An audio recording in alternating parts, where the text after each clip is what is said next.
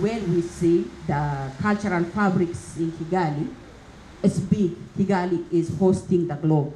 And then whenever you pass through social medias as experts and everything, people are asking, where can we find East African food? Where can we find Mexican food? Anybody who's traveling, they always type this.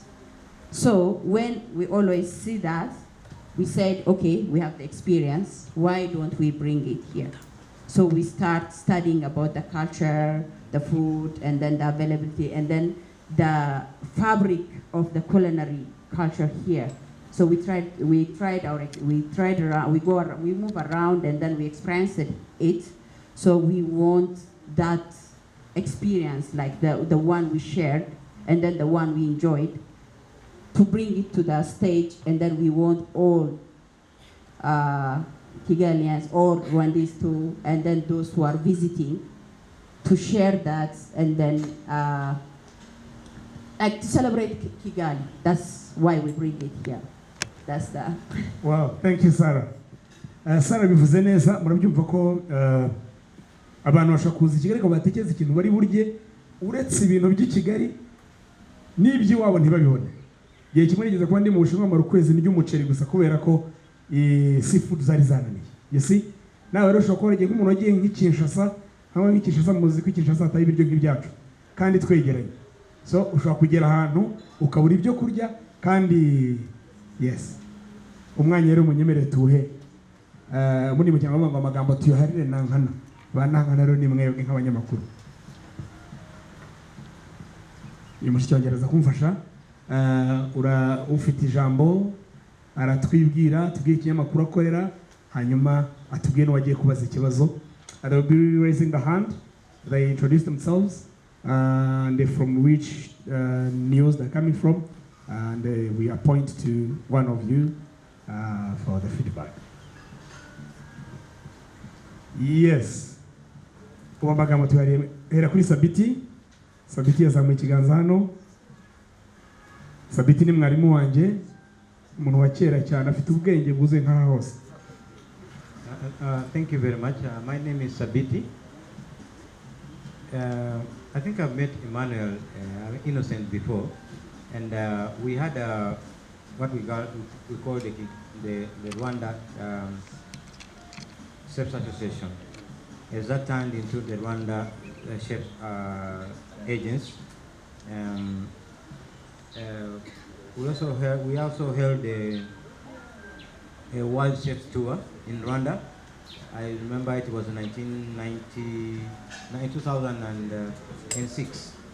2002, I think it was 2006 at Intercontinental, former Intercontinental Hotel. How is this going to be different from that event?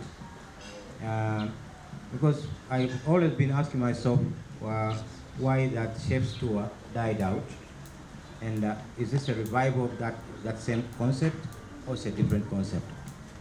But also, I remember during that event, it was attended by His Excellency President Paul. Event, we had to pop in. So food poisoning is under HACCP, as I said before.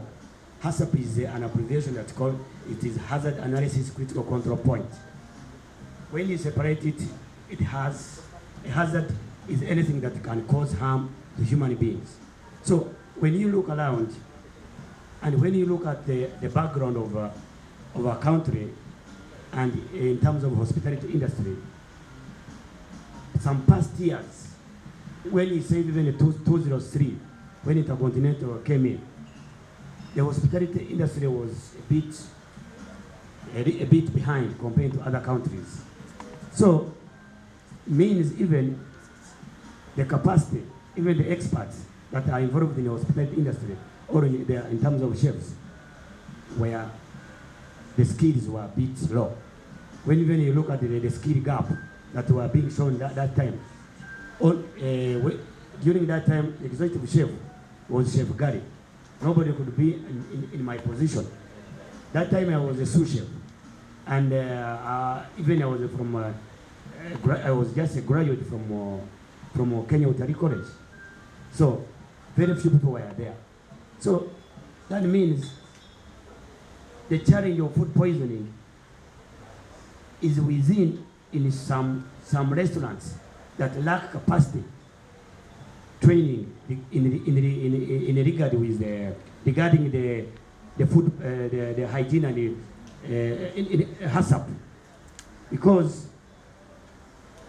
food poisoning come as a result of poor hygiene, poor handling of food, lack of equipment, lack of skills.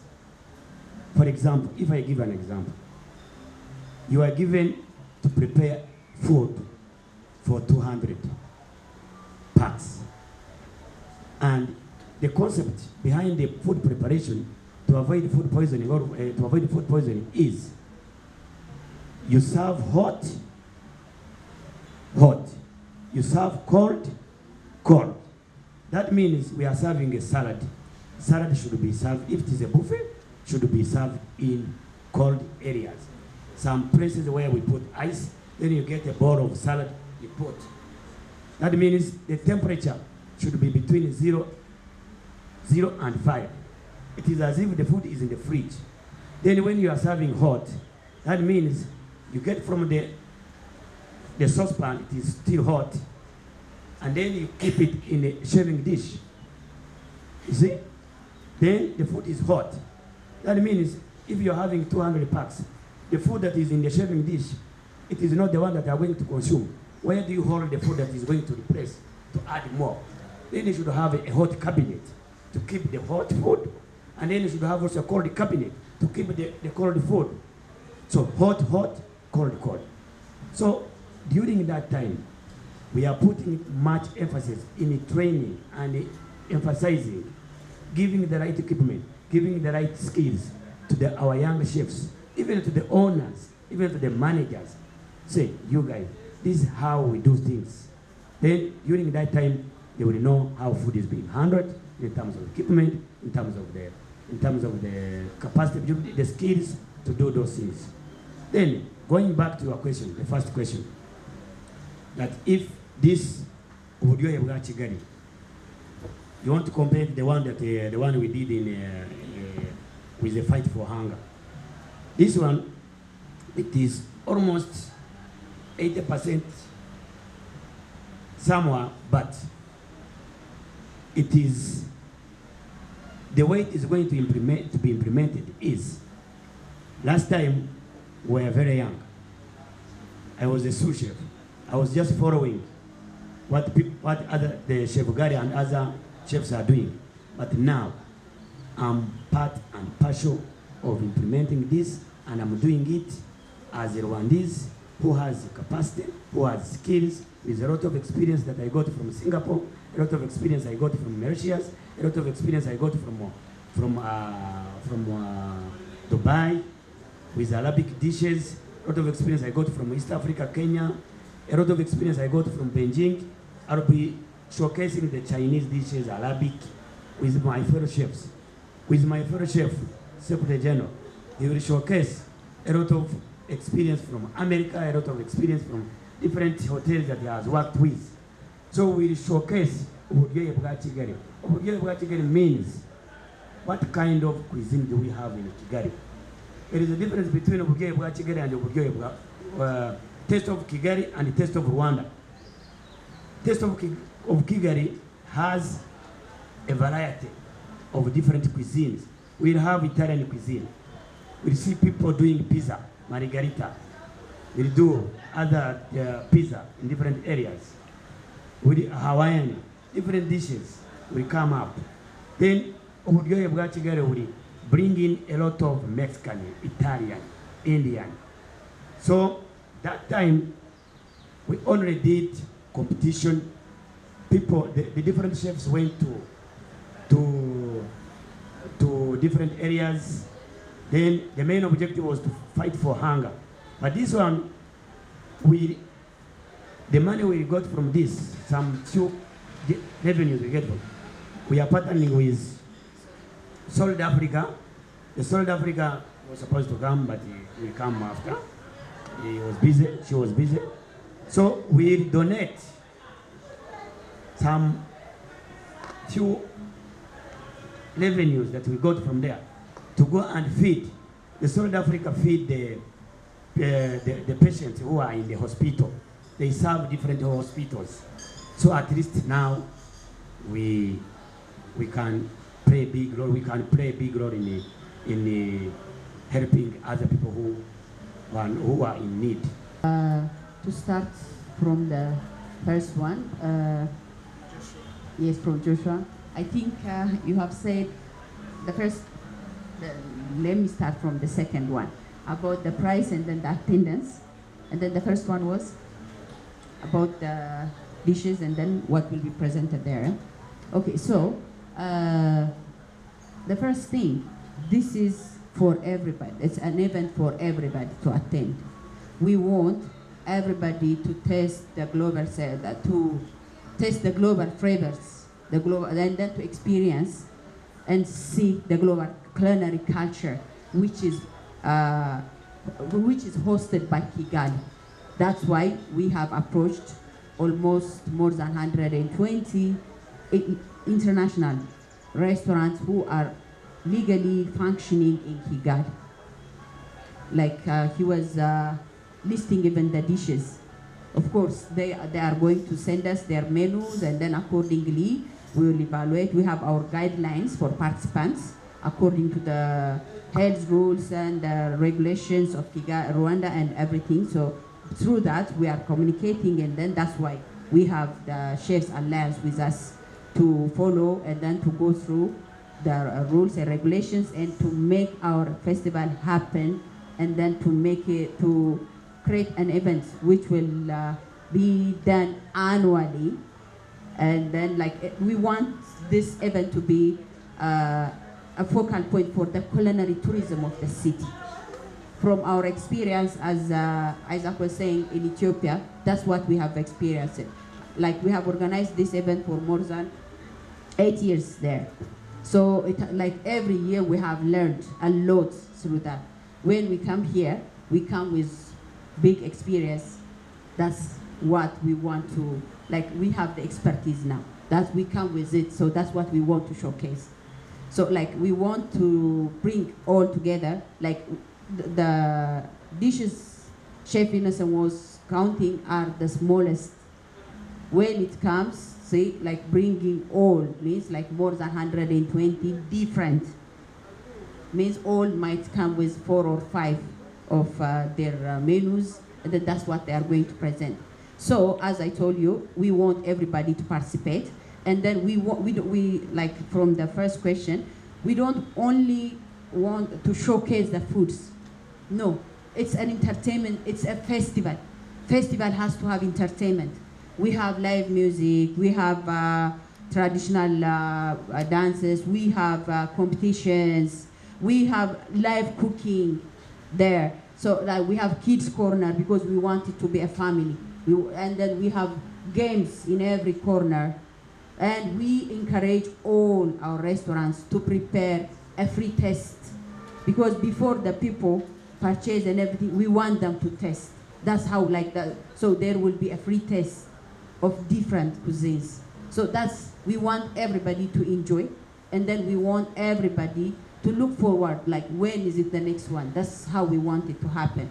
So I think I have tried to answer almost all, but for the rules and regulations, since Chef Claude is the one who's guiding us on standards, then we pass it. Thank you very much. Like you said before, somebody asked about poisoning. This is a very important aspect that is going to be highly followed. We do, as Chef Innocent mentioned earlier, HACCP. HACCP may sound very complicated, but it's very, in a way, simple words. It's a way of controlling anything that can happen, that can, what basically means, it means it's not us who invented us, it was not us who invented that, but we learned from other experts. What they did is to identify anything that can cause harm to somebody if you eat something. So by identify meaning everywhere, meaning from where the food comes from, in what condition the food comes, how the food is stored, how do you take it from storage to cooking, meaning the environment you're preparing in, what kind of tools you using, how about the chef himself using it. So those things will be closely followed to make sure that a good experience don't turn into something bad. And what normally they like to say, there's a very thin line between being a chef and a sorcerer. Because a sorcerer, means to make bad things. A chef means to cook good things. So if you come here and eat good food, like tasting very good, because the food is very good. Let's say 2 hours later you're in the hospital. Are you gonna still say the food is very good? No. You're gonna say, hey, they tried to kill me. Now you call them sorcerer. So it's a very thin line we work with. Luckily, we are educated. We try to minimize as much as possible what can cause those things. And we are not magicians, but we try our best. So that comes first. That's always in the back of a chef's mind before whatever you're cooking. You're always feeling like, how is it safe? How am I gonna serve it safe? Keep it safe, because there's also what they call holding. Holding is like holding temperature. Like chef was saying earlier, what's served hot, stay hot. What's served cold, stay cold. So you have to make sure that even if you produce a product safe, how do we maintain it? How do we hold it like this? So I'm anticipating and jumping on the lady's question there in the back. I'm sorry I forgot your name. But she mentioned is anybody can cook. Anybody can be called a chef. No. What we try to, part of this event is also being aware, make sure people are aware that you need to be professional trained. When you say professional trained, to know exactly what's going on.